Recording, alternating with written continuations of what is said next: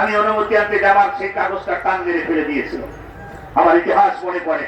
আমার ভাইয়েরা, এই জমিন কার? গাজীপুরবাসী চিল্লায় জবান দিতে হবে, কোরআন কার?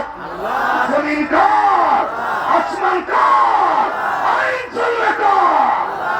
পৃথিবীর কোন জালেম শাসকের আইন আর এই পৃথিবীতে চলবে না। আমার ভাইয়েরা, ভিতরে খুব কষ্ট। মুফতি আমির হামজাকে 3 বছরের পাশের কারাগারে রেখেছিল হারাম ঘরের দলেরা। কথা বলেন, এই দেশটা তারা বাবা সম্পদ মরে লুটপাট করেছে। দেশের টাকা পয়সা সব লুটপাট করে কানাডায় বাড়ি, সিঙ্গাপুরে বাড়ি, বিভিন্ন জায়গায় বাড়ি করেছে, সব পালিয়েছে। একজন দলের লোক ছিল, তিনি বলতেন আমার নেত্রী পালাবে না। পালাইলো কেন? পালাইলো কেন? তোর নেত্রীকার 1 ঘন্টা কোনো ভবনে রাখতে, কোনো ভবন আর থাকতো না, কোনো কবরে পরিণত হয়ে যেত। আমরা তাই চেয়েছিলাম, কিন্তু সেটা হলো না। আল্লাহ জানে ভালো। আল্লাহ চেয়েছিল দিল্লির প্রোডাক্ট দিল্লি চলে যা। আল্লাহ পাকড়াও ধরা খুব কঠিন। আল্লাহ এমন ধরা ধরেছে, 12টা বাজাই ছাড়ছে, দিল্লির 3খানায় বসে বসে এখন খালি ফতুয়া ছাড়তেছে।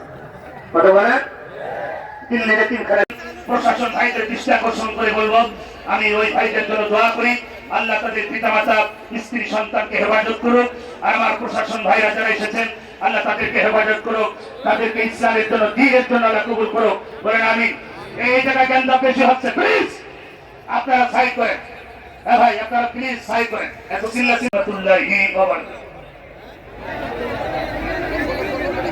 ভাই আমরা একটু খামোশ হয়ে যাই। আমার একটা কথা শোনেন, লোক সমাগম যখন বেশি হয়, যেমনে যেভাবে পারেন সেভাবে শুধু শোনেন, কমপ্লেন করেন না। লোক এত বেশি যে আমরা একজনকে বসাবো, দাঁড়া করাবো, সরাবো, সেই ধরনের কোন স্কোপ নাই। এই জন্য আল্লাহর ওয়াস্তে হযরত অসুস্থ মানুষ, আমরা একটু সহযোগিতা করি। প্রোগ্রামটাকে সুশৃঙ্খল ভাবে শেষ করতে আপনাদের সহযোগিতা দরকার। আপনারা করবেন তো ইনশাআল্লাহ? সুতরাং আর কোনো কথা নয়, আমরা এখনই ইনশাআল্লাহ আমাদের মূল প্রোগ্রামের দিকে চলে যাচ্ছি। অতএব আমরা সকলেই খামোশ হয়ে ইনশাআল্লাহ আজকের এই বৃহত্তর ফরিদপুর আজিমুশান তাফসীরুল কোরআন মাহফিলকে সাফল্যমণ্ডিত করবো তো ইনশাআল্লাহ। আমরা ইতিমধ্যেই দেখেছি আমাদের এলাকার গণ্যমান্য, আমাদের অত্র কলেজের যারা দায়িত্বশীল আছেন এবং কলেজের প্রিন্সিপাল, ভাইস প্রিন্সিপাল সহ এলাকার যারা গণ্যমান্য ব্যক্তিবর্গ আছেন, সকলেই এখানে উপস্থিত হয়েছেন। আমরা আন্তরিকভাবে মাহফিল ইন্তেজামিয়া কমিটির পক্ষ থেকে, রাজনৈতিক দলের যারা নেতাকর্মী রয়েছেন, বিএনপি সহ, হযরত মাওলানা মুফতি আমির হামজা মুফাসসিরে কুরআন,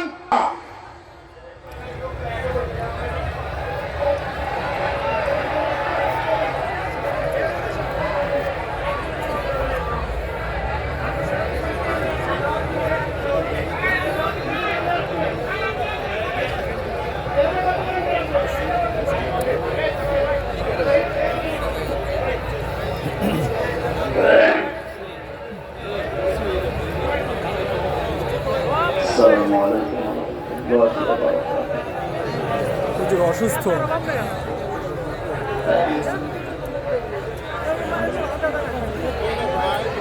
আলহামদুলিল্লাহি রাব্বিল মাশরিকাইন ওয়া রাব্বিল মাগরিবাইন আল্লাযী খালাকা কুল্লা শাইইন যাওজাইন ওয়া আওজাবা আলাইনাল ইহসানা বিল ওয়ালিদাইন ونشهد أن لا إله إلا الله وحده لا شريك له وأشهد أن محمدا عبده ورسوله سيد الكونين صلى الله عليه وعلى آله وصحبه وأتباعه أجمعين ليلا ونهارا في الطرفين.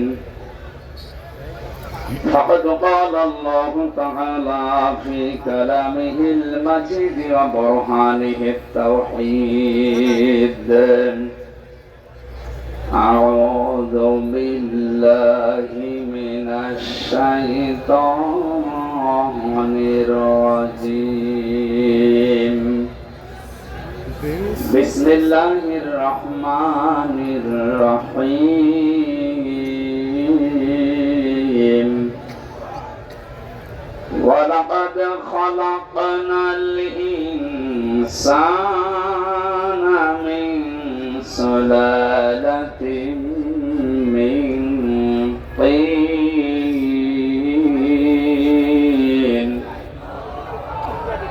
ثم جعلناه نطفة في قرار مكين صدقت يا ربنا. عن أبي سعيد الخدري رضي الله تعالى عنه قال قال النبي صلى الله عليه وسلم من رأى منكم منكرا فليغيره بيده فإن لم يستطع فبلسانه فإن لم يستطع فبقلبه وذلك ضعف الإيمان. رواه البخاري. وقال تعالى في شان حبيبي إن الله وملائكته يصلون على النبي يا أيها الذين آمنوا صلوا عليه وسلموا تسليما.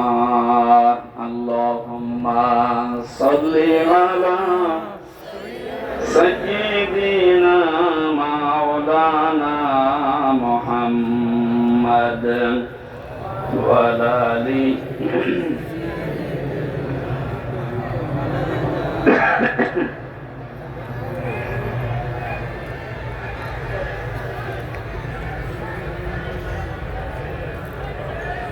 আলহামদুলিল্লাহ।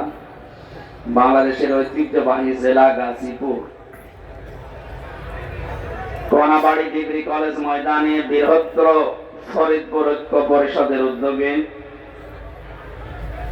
মহাবিশ্বের মহাবিশ্বয় আমাদের মালিক আমাদের মনিব মহান রব্বুল ইজ্জাতুল জালালের মুখে পবিত্র বাণী কোরআনে কারীম তাফসীরুল কোরআন মাহফিলের স্বনামধন্য সভাপতি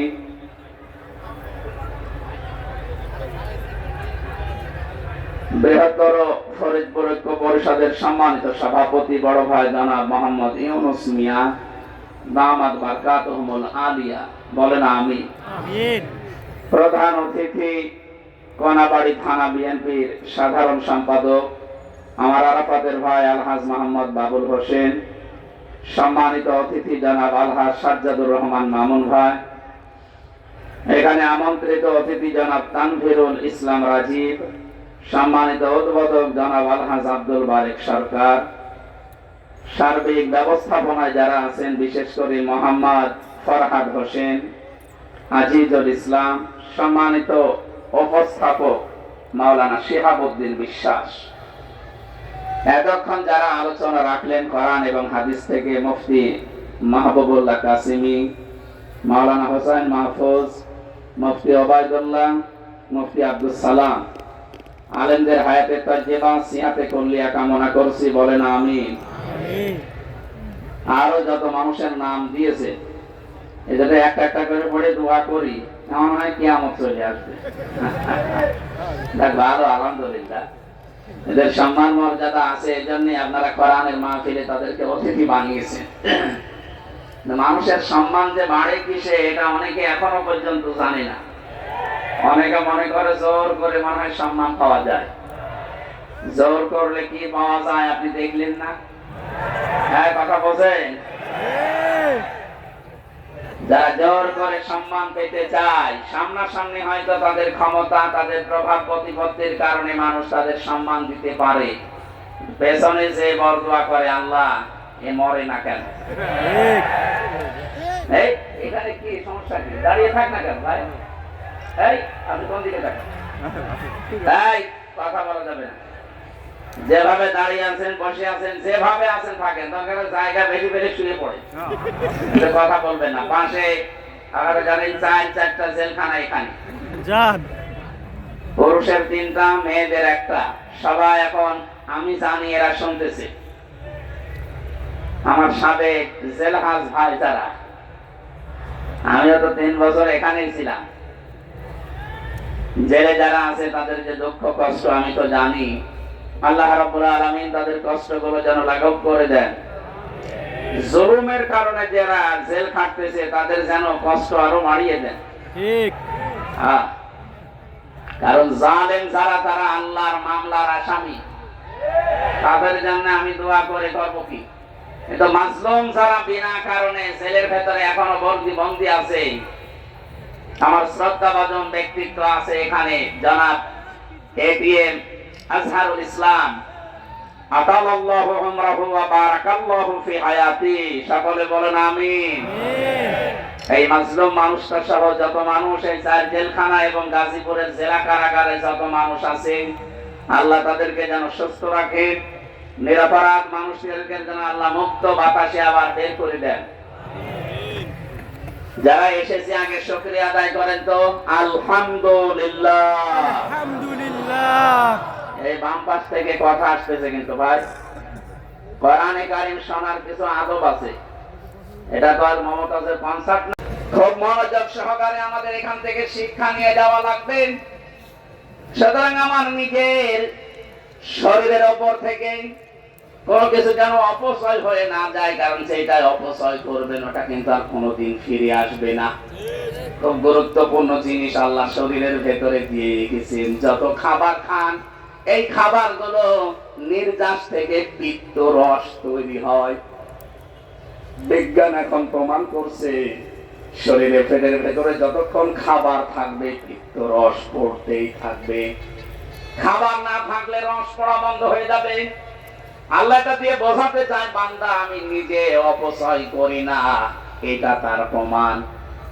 রসটা যেহেতু দামি, এত দামি রস, এটা যতক্ষণ তোর পেটে খাবার থাকবে এটা ফোঁটা ফোঁটা পড়বে, খাবারগুলো হজম হবে।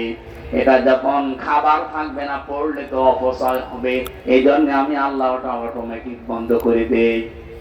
অথচ আমাদের শরীরের অপচয় আমরা যারা করছি কিছু মনে করি না। যৌবন যখন শেষ হয়ে যাবে তখন আর দোয়া করেও কাজ হবে না, তাবিজ কবজেও কাজ হবে না। এখন থেকে সতর্ক, আমরা যেন অন্তত এই শয়তানি কাজে কেউ হাত পা না বাড়ায়। কথা বলেন না কেন? মানতে পারবেন ইনশাআল্লাহ?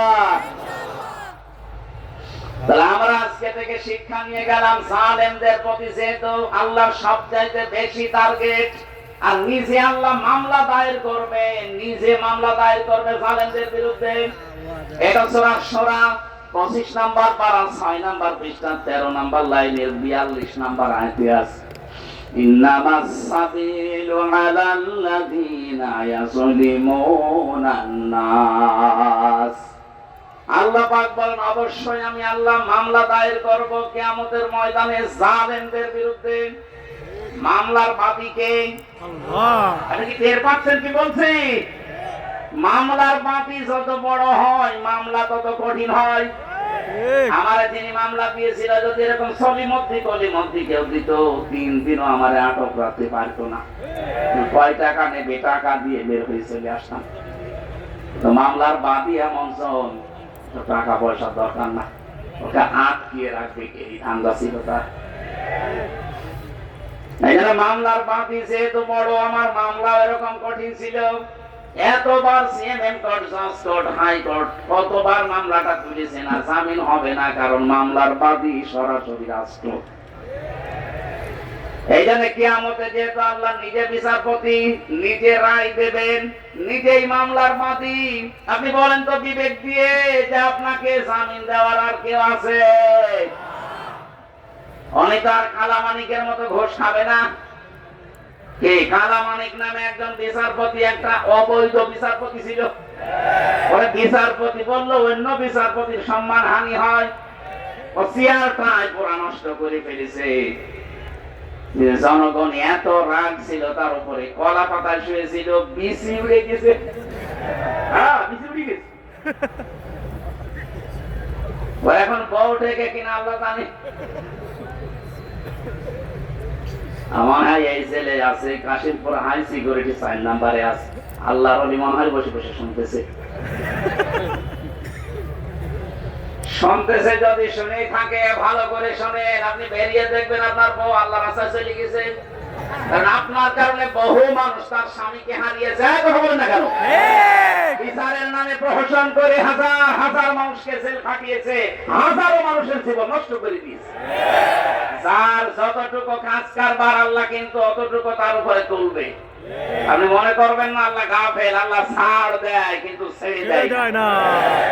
ইন্টারনেট বন্ধ করে যে লোকটা হাজার হাজার মানুষকে প্রতিবন্ধী করে বানিয়ে রেখেছিল ঘরে, হাজারো মানুষকে অন্ধকারে হত্যা করেছে, এই ছেলে আছে, এই 4 নাম্বার ছেলে আছে এখন হাই সিকিউরিটিতে।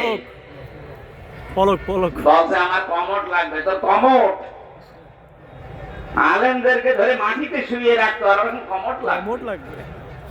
আর আমি মন্ত্রী ছিলাম, আমি এমপি ছিলাম। কিসের মন্ত্রী? 2008 থেকে 24 সাল পর্যন্ত যারা নির্বাচনের নামে প্রহসন করে এমপি মন্ত্রী হয়েছেন, এগুলো এমপি মন্ত্রী বলা যায় নেই।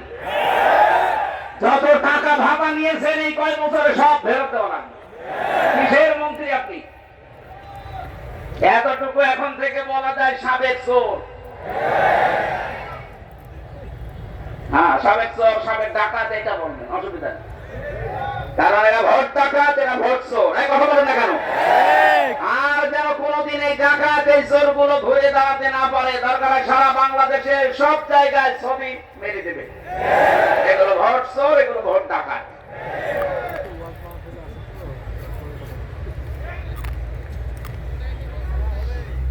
গাজীপুরবাসী জালেমেরা যেহেতু আল্লাহর মামলার আসামি, আমি আয়াতটা পড়ার পরে চিন্তা ভাবনা করলাম আল্লাহ কিন্তু ইয়াজলিমুন আল মুসলিমুনা দেয়নি, ইয়াজলিমুনা নাফস। আল্লাহ বলেন শুধু মুসলমানদের উপরে যারা জুলুম করবে তারাই কিন্তু আল্লাহর মামলার আসামি না। যারা মানুষ হয়ে মানুষের অধিকার নষ্ট করে, তাদের উপরে জুলুম করে, ওরা আল্লাহর মামলার আসামি। আজকেও দেখলাম ভারতে সংখ্যালঘু নির্যাতন চলছে, এমনকি আমাদের কলিজার সবচাইতে দামি জায়গা যেটা মসজিদ, সেইটা ভেঙে দিচ্ছে। সারা পৃথিবীর 57টা মুসলিম রাষ্ট্রকে আমরা আহ্বান জানাচ্ছি, সবাই ঐক্যবদ্ধ হন। 200 কোটি মুসলমান এই পৃথিবীতে আছে, হিন্দু মাত্র 120 কোটি। খ্রিস্টানদেরকেও বলবো, আপনাদের মেয়েকেও ইন্ডিয়ার বুকে ওরা ন্যাংটা করে উলঙ্গ করে হাঁটিয়েছে। এই মুশরিক আর ইহুদি যারা, এরা তামাম দুনিয়ার মানবতার শত্রু। এরা মানুষ না। তামাম দুনিয়াতে এতদিন জানিয়েছে যে বাংলাদেশে সংখ্যালঘু নির্যাতন হয়, অথচ তাদের দেশে আর সংখ্যালঘু মুসলমানের অনিরাপদ। তাদের ইবাদত খানাগুলো ভেঙে বলছে এখানে মন্দির ছিল। নাউযুবিল্লাহি মিন যালিক। আমরা ঢাকার স্বামীবাগের ইসকন মন্দিরকে যদি এখন দাবি তুলি যে 500 বছর আগে এটা মসজিদ ছিল, লেংঠেলা ভেঙে দেবো এখন। আজ পর্যন্ত বাংলাদেশে কোন মন্দির ভেঙে মসজিদ বানিয়েছে ইতিহাস আছে? বলেন কোন কারণে আল্লাহর ঘরে হাত দিচ্ছে? একবার আপনার দাদারা কাবা শরীফে হাত দিয়ে একেবারে কাশ্মীর মাকুল হয়ে গেছে। আমার তো মনে হচ্ছে ভারতে আল্লাহর ঘর, মসজিদ গুলো যেভাবে ভাঙা হচ্ছে, আল্লাহ না জানে আবার আবাবিল পাঠিয়ে দেয় কিনা। আমাদের ইমানের দাবি এখন সারা বিশ্বের 200 কোটি মুসলমানের ভারত বয়কট করা লাগবে। কোন দরকার নেই ওদের। ওরা এখন কান্নাকাটি অলরেডি আরম্ভ করেছে। আজকে ওদের পেঁয়াজ, ওদের আলু সব বর্ডার পৌঁছে যাচ্ছে, নেমে পড়েছে অলরেডি তারা রাজপথে। যে একজন এই উশৃঙ্খল, একজন বেয়াদব মানুষের কারণে আজ আমরা অনেক মানুষ না খেয়ে মরছি। আমাদের দেশকে তামাম দুনিয়ায় কালার করার জন্য বলে এই দেশে হিন্দু মুসলমান দাঙ্গা। কিসের দাঙ্গা? এই যে সৌহার্দ্য পরিবেশে এই দেশে বাস করি আমরা, পৃথিবীতে কোন দেশে মানুষ নেই। বিশ্বের বহু দেশ তো ছোট বয়সে ঘুরলাম, কই এত সুন্দর সাম্প্রদায়িক সম্প্রীতি নিয়ে বাস করার দেশ পৃথিবীতে নেই। অথচ এইটাকে পুঁজি করে আজ ডক্টর মোহাম্মদ ইউনূসকে বিপদে ফেলার জন্য, তাকে ভয় দেখানোর জন্য বারবার নতুন নতুন ইস্যু তৈরি করছে। যারা পালিয়ে গেছে ওরা তো বসে নেই। আমি এই দেশে যে দ্বিতীয়বার স্বাধীন হওয়ার পরে সিঙ্গাপুর, মালয়েশিয়া এই সমস্ত দেশগুলোতে মাহফিলে গিয়েছিলাম। হোটেল থেকে নামার পরে দেখে দুইজন ও আগেই যে বসে আছে, ও মনে হয় ভাব থেকেই পালিয়েছে। ওরা ঘরে বসে বসে গুটি চালতেছে। আপনারা এই ষড়যন্ত্রের ফাঁদে পা দেবেন না, তাহলে কিন্তু গোপালগঞ্জের মতো পেছনে বাঁদরের মতো লাল হয়ে যাবে। ষড়যন্ত্রের ফাঁদে পা দিয়ে কি লাল হয়েছে দেখেননি? এমন পেটানো পিটিয়েছিল আর্মিরা, ওই কয়েকদিন কেউ গোপালগঞ্জ থেকে ঢাকায় যদি আসে, বসে আসলে 300 টাকা, দাঁড়িয়ে আসলে 1000 টাকা। আপনি এখন ওই ফাঁদে পা দেওয়ার জন্য দান্দায় আছেন, আপনি কি টের পাচ্ছেন বাস্তবতা কোথায়? আর ওদের এক সাংবাদিক কয়েকটা আছে, তার ভেতরে যে মলম বিক্রেতা একজন, এই হকার সাংবাদিক ময়ূখ রঞ্জন, এরে মনে হয় 50 জন মিলে জন্ম। তাছাড়া তো এরকম মোটা মোটা কথা একটা দেশ নিয়ে বলা সুস্থ মানুষের দ্বারা সম্ভব না। এটা হবে না কেন? খালি ও আজে বাজে কথা ওর মুখ দিয়ে বের হয়। এখন শুনছে নাকি চট্টগ্রাম নিয়ে নেবে। আরে ভাই, চট্টগ্রাম নিয়ে নেবেন মানে আপনি কি যৌতুক চান? আর মেয়ে তো এখানে যে জেলার ছিল দেবদুলাল, ওটা হচ্ছে ফুলহাতা। ও যেই দিনই আসতো জনগণ বলতো ফুলহাতা আসতেছে, তখন বুঝলাম যে ফুলহাতা কি আর হাতাটা কি। এতদিন পর্যন্ত আপনি বলতেন যে আমাদের স্বামী স্ত্রীর সম্পর্ক। আরে ভাই, স্বামী স্ত্রীর সম্পর্ক হয় কি করে? ও দাদা তো ফুলহাতা, এত মুসলমানি দিয়ে তারপরে স্বামী স্ত্রী। তো এসে বয়স দাদা, এখন মুসলমানের দিকে খুঁজে পাওয়া যাবে, গোড়া থেকে কেটে বাদ দিয়ে দেওয়া যাবে। আমি আর নিচে নামলাম না। এদেশের চট্টগ্রাম না, 1 ইঞ্চি জায়গা যদি কেউ ঝামেলা করেন, 7 সিস্টার কিন্তু উল্টাপাল্টা হয়ে যাবে। বাংলাদেশের মুসলমানদের আর কিছু না থাক, এদের যা ঈমান আছে, যতটুকু নামাজ পড়তে না পারে, এদের যা ঈমান আছে, এদেশের 18 কোটি মানুষ যদি বাংলার 1 ইঞ্চি মানুষের জন্য জীবন দিতে হয়, 36 কোটি নিয়ে মরব আমরা। ওগো দেখেছে, ঠিক আছে ভাই।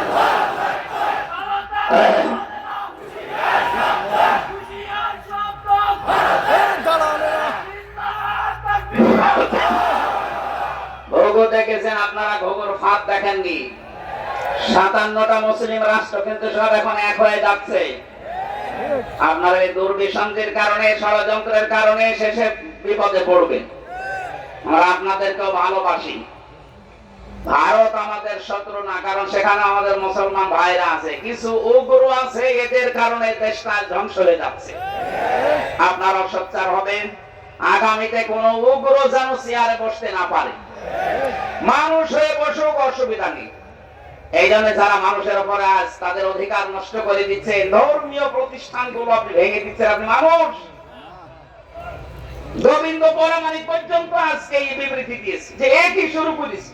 বাংলাদেশে তো কোন মুসলমান হিন্দুদের কোন মন্দির ভেঙে মসজিদ বানিয়েছে আমরা তো দেখি না, প্রমাণও নেই। আপনারা কি শুরু করেছে? তাম দুনিয়া থেকে আজ ঘৃণা জানাচ্ছে। লজ্জা নেই, ঘৃণা করবে কি? লজ্জা তো থাকে ইমানদারের। আর হায়াও শাওবাতুম মিনাল ঈমান। লজ্জা নেই, ঈমান নেই। ও তো ঈমানই নেই, তো লজ্জা থাকবে কি করে? আমার ভাইরা, আমি যেহেতু আয়াত পড়েছিলাম, জালিমরা আল্লাহর মামলার আসামি, সুতরাং 15.5 বছরে যারা জুলুম করেছেন, আপনি আর যাই মনে করেন, আপনি কিন্তু আল্লাহর মামলার আসামি। বলেন, 1628 জন মানুষ ছিল এই বাংলাদেশের দায়িত্বে। এই 1628 জন মানুষই আমি মিলিয়ে দেখেছি, এরা প্রত্যেকেই হয় জালেম, না জালেমের দোসর। এই কথা বলেন না কেন? যারা জালেম, জালেমের দোসর, এরা